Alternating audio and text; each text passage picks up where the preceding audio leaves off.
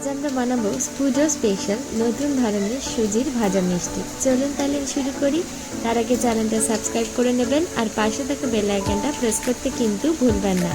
আর রেসিপিটা কেমন লাগলো বা মিষ্টিটা বাড়িতে বানালেন কিনা সেটা আমাকে কিন্তু কমেন্টে জানাতে ভুলবেন না। আর ভালো লাগলে লাইক করতেও ভুলবেন না। প্রথমে কড়াইটা বসিয়ে কড়াইটা গরম হওয়ার পর 1 টেবিল স্পুনের মতো ঘি দিয়ে দিলাম। ঘিটা ভালো করে গরম হয়ে যাওয়ার পর 1 কাপের মতো আমি সুজি রেডি করে রেখেছিলাম, ওটা দিয়ে দিলাম। এখানে আমি একটা বড় কাপের 1 কাপ সুজি দিয়েছি। দিয়ে ভালো করে ঘিয়ের সাথে সুজিটাকে মিক্স করে দিতে হবে এবং সুজিটাকে লাল লাল করে ভেজে নিতে হবে। এই সময় ফ্লেমটা কিন্তু লো টু মিডিয়াম ফ্লেমে থাকবে, হাই ফ্লেমে দেবেন না, তাহলে সুজিটা তাড়াতাড়ি পুড়ে যেতে পারে। তাই যখন সুজিটা লাল লাল করে ভাজা হয়ে যাবে, এখানে 2 টেবিল স্পুনের মতো ময়দা দিয়ে দেব। আপনারা আপনাদের সুজির পরিমাণের সাথে মেনটেন করে ময়দাটা দেবেন। ময়দাটা দিয়ে আরও কিছুক্ষণের জন্য সুজি আর ময়দাটাকে ভেজে নেব। যখন লাল লাল হয়ে আসবে 1 টেবিল স্পুনের মতো এলাচ গুঁড়োটা দিয়ে দেব। দিয়ে আরও কিছুক্ষণের জন্য নেড়ে চেড়ে এখানে পরিমাণ মতো জল দিয়ে দেব। আমি এখানে একটু একটু করে জল দিয়ে এটাকে মেখে নিচ্ছি। দেখুন আমি কিভাবে মাখছি। দেখুন একটা ডো টাইপের রেডি হয়ে গেছে। এবার এটাকে আমি কড়াই থেকে নামিয়ে নেব। এর মাঝে আমরা এখানে সামান্য ঘি দিয়ে দেব। 1 টেবিল স্পুনের মতো ঘি দিয়েছি। দিয়ে আর সামান্য নুন মানে পিঞ্চ অফ সল্ট দিয়ে দেব। দিয়ে ভালো করে এটার সাথে মিক্স করে দেব।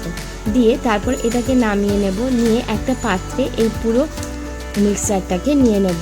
নিয়ে হালকা ঠান্ডা হওয়ার পর এটাতে হাত দিয়ে এটাকে খুব ভালোভাবে আটা মাখার মতো করে একটা মেখে ডো বানিয়ে নিতে হবে। দেখুন আমি কিভাবে মাখছি। যেহেতু গরম আছে মাখতে একটু অসুবিধা হচ্ছে, কিন্তু একদম ঠান্ডা হয়েও যেতে দেবেন না। দেখুন আমার মাখা হয়ে গেছে এবং আমি দুটো ডো বানিয়ে নিয়েছি এবং ঢাকনা দিয়ে 10 থেকে 15 মিনিটের জন্য এটাকে রেখে দেব। এর মাঝে চলুন আমরা রসটা বানিয়ে ফেলি। প্রথমে ওই কড়াইটাতেই আমি এখানে একটা হাফ বটলের মতো জল দিয়ে দিয়েছি, 1 লিটারের বটলে, আর 1.5 কাপের মতো চিনি দিয়েছি। দিয়ে ভালো করে চিনিটাকে মিক্স করে নেব। চিনিটা ভালো করে মিক্স যখন হয়ে যাবে 3টে এলাচকে ছিঁড়ে দিয়ে দিয়েছি এবং ভালো করে এটাকে নাড়তে থাকতে হবে। চিনির রসটা খুব সুন্দর করে বানিয়ে নিতে হবে। এই সময় ফ্লেমটা কিন্তু মিডিয়াম ফ্লেমে থাকবে।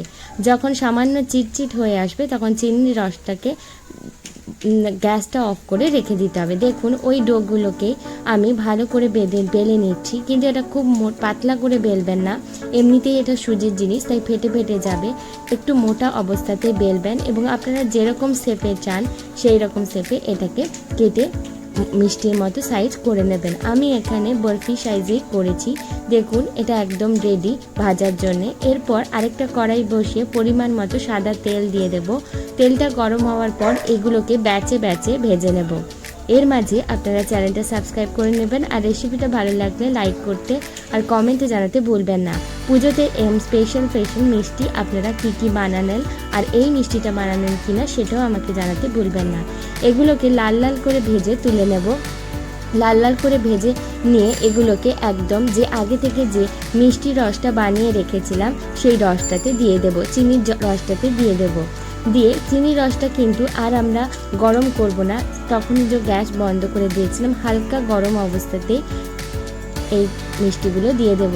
ঢাকনা দিয়ে 10 মিনিটের জন্য এটাতে চাপা দিয়ে রেখে দেব এবং মিষ্টির রসটা এর ভেতর খুব ভালোভাবে ঢুকে যাবে।